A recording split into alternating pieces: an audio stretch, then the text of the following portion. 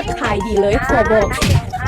มาเขาจะพามาทัวร์อยู่ทางไหนรุ่นนี้นะออปชั่นเป็นเต็มระบบเนาะฟูลออปชั่นแหงนี้ทางไหนเนาะก็จะนะฮักแบบนี้เลยนี่ปอกเขาปอกพวงมาลัยนี่นะจะแถมไปให้เด้อนี่นะฮักแบบนี้เลยเป็นคนนุ่มๆเนาะแล้วก็จะมีจอสัมผัสนี่อันนี้ก็คือสัมผัสเด้อจะเป็นภาษาจีนกับภาษาอังกฤษอันนี้จอสัมผัสอันนี้จะเป็นจอบอกความไวบอกความไวบอกกิโลเมตรของรถนี่แหละแล้วก็จะมีทุกอย่างเลยโคตรนะฮักตัวนี้นะเป็นฟูลออปชั่นเนาะในตัวบังแดดบังตัวนี้เนาะเป็นแวนเป็นอย่างอะไรทำไมมีครบจบเลยสามารถขี่ได้ประมาณ